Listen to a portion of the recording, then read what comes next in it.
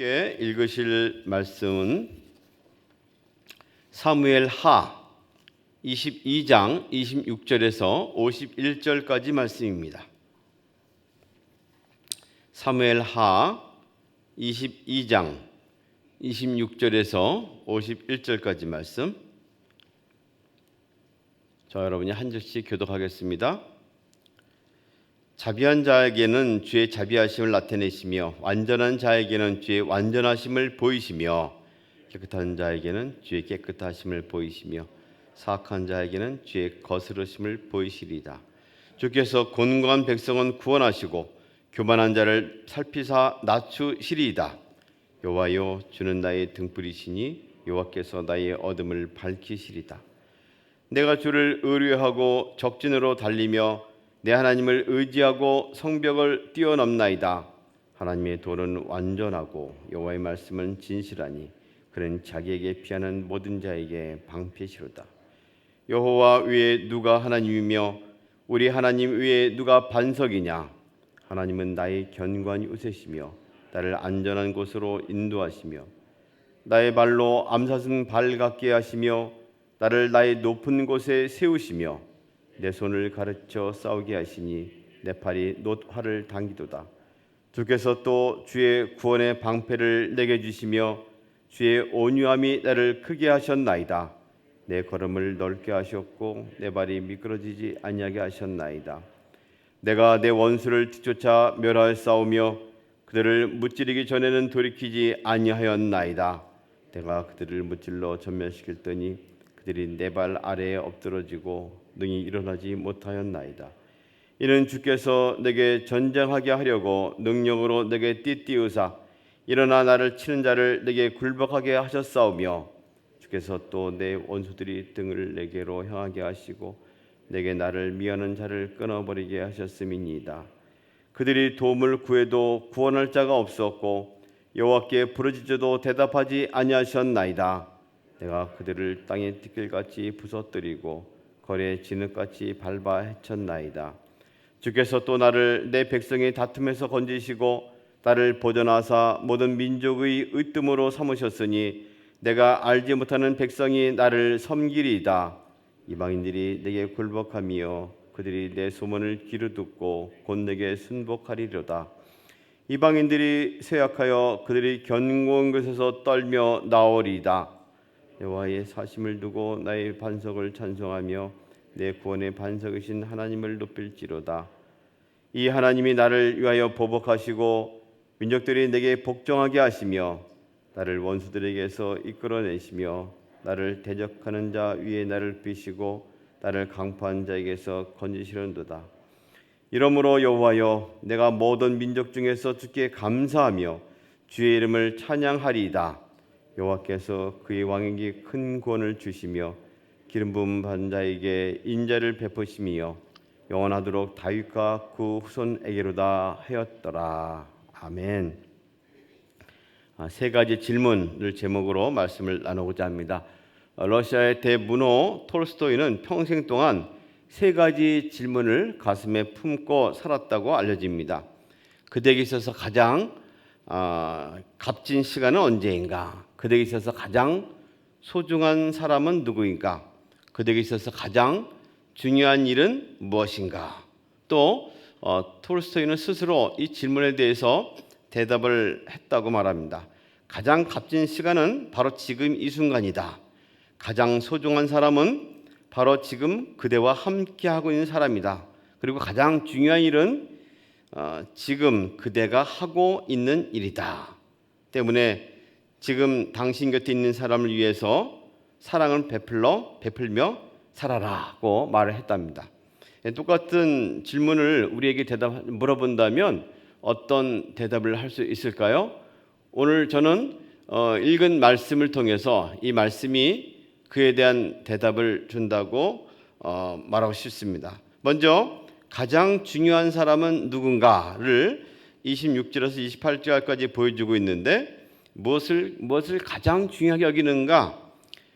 다윗은 그 노래 시를 통해서 하나님 만나는 것을 하나님을 가장 소중하게 여기고 있다고 표현합니다.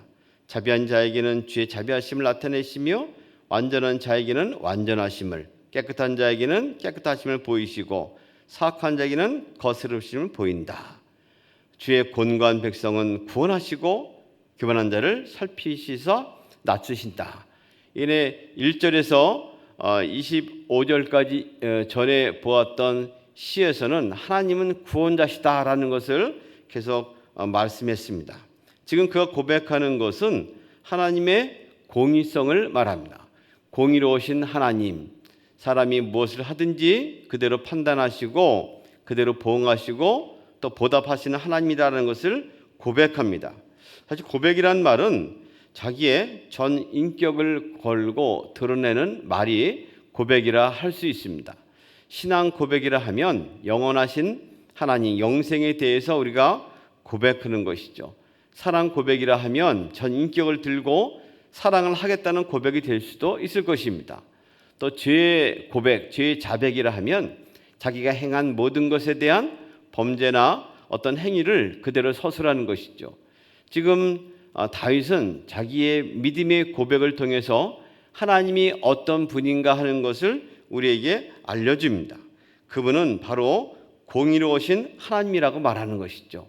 능력의 하나님을 말한 다음에, 구원의 하나님을 말한 다음에 공의의 하나님을 말합니다. 구원에는 능력을 필요로 합니다. 능력이 있어야 능히 구원할 수가 있는 것이죠. 힘이 없으면 구원할 수가 없을 것입니다. 그러나 구원에 있어서 정말 중요한 것은 무엇인가 하니 공의입니다. 하나님이 구원하시되 무조건 모든 사람을 만인을 구원하지 않으십니다. 하나님의 뜻에 쫓아서 하나님의 능력으로 구원하시되 공의로 판단하신다는 것을 말씀하죠.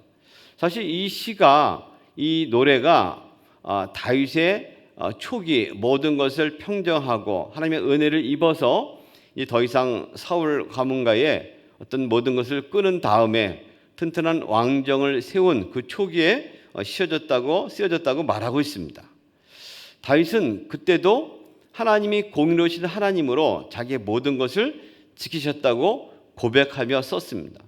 그러나 평생 다윗은 그의 일생을 통해서 실로 공의로우신 하나님을 발견하고 직접 경험했습니다.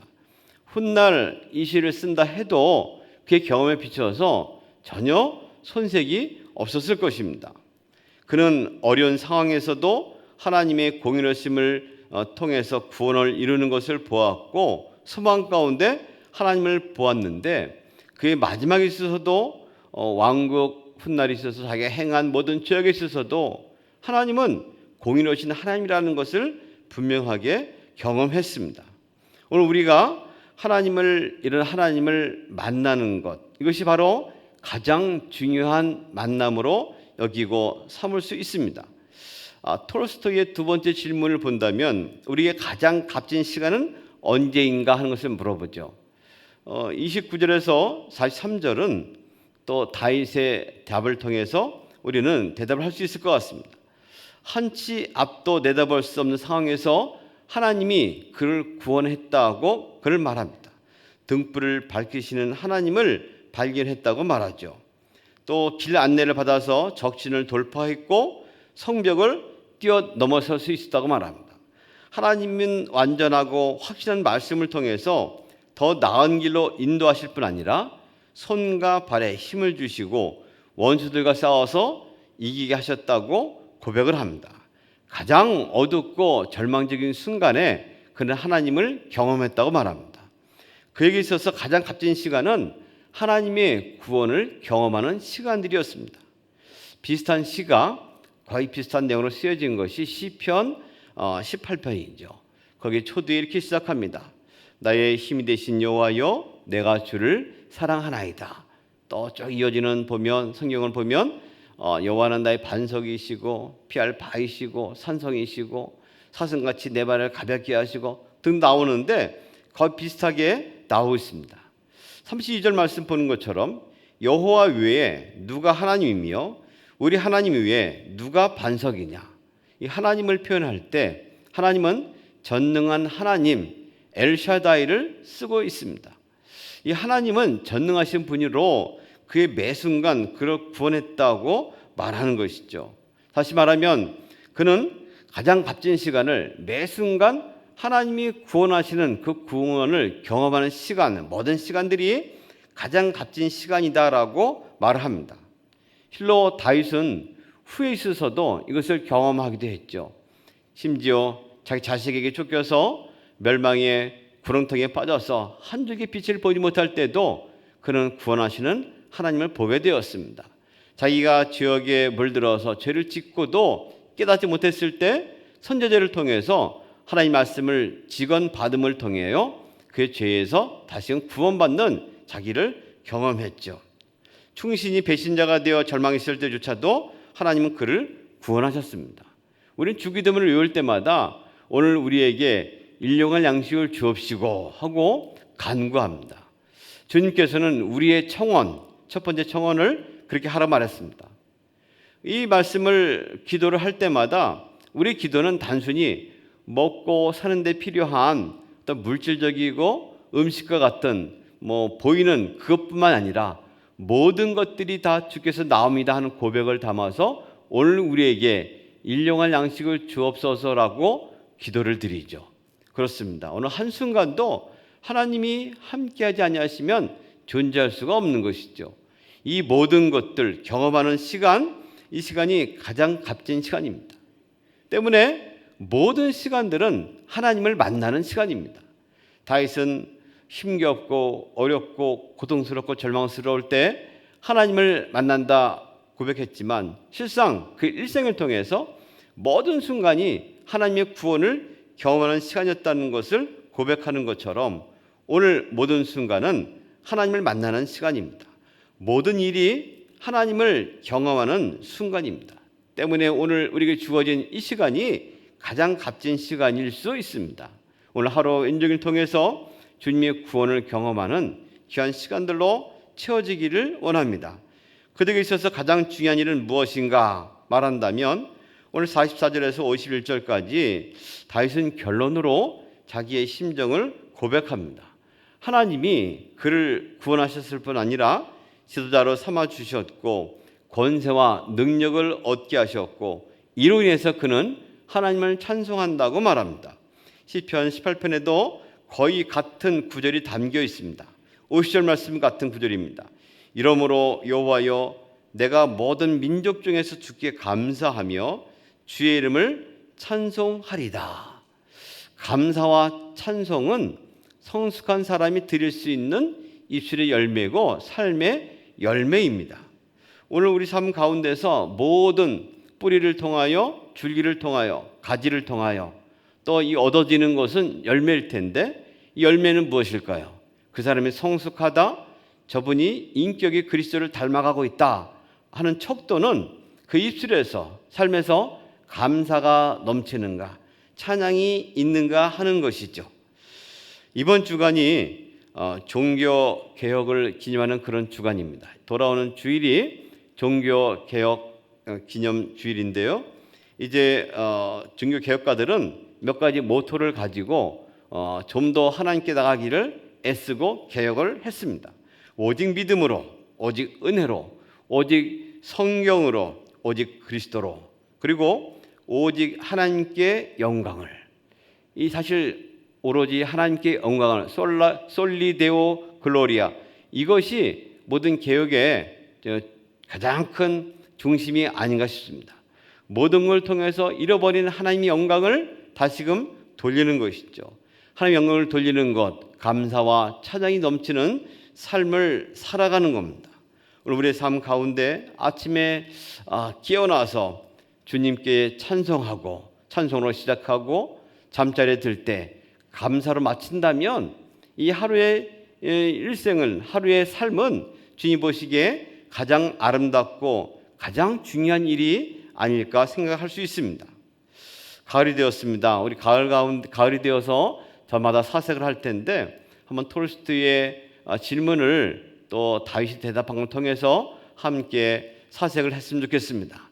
지금 나에게 있어서 가장 중요한 사람은 누구인지, 가장 중요한 일은 무엇인지, 가장 중요한 순간은 무엇인지, 그 대답으로 주님과 함께하고 주님의 구원을 경험하고 찬양과 감사로 주님을 드리는 그런 아름다운 시간들로 이어지기를 소망합니다. 오늘도 주님께서 우리에게 함께 하시고 소망과 능력을 주시며 동행하시는 주님을 찬양하지 않을 수 없습니다. 그런 은혜가 넘치는 복된 하루가 되기를 주님의 이름으로 소망합니다. 하나님 아버지 고맙습니다. 오늘도 다윗의 노래를 통해서 그가 경험한 하나님, 그 하나님이 우리의 하나님이신 줄 믿습니다. 오늘도 주님과 더불어 살아가는 복된 하루가 되도록 인도하시되 모든 삶에 치열하고 바쁘고 힘겨운 일상 가운데서 구원하시는 구원을 경험케 하시고 주님께 찬송과 감사로 응답하게 하여 주시옵소서. 예수님의 이름으로 기도합니다.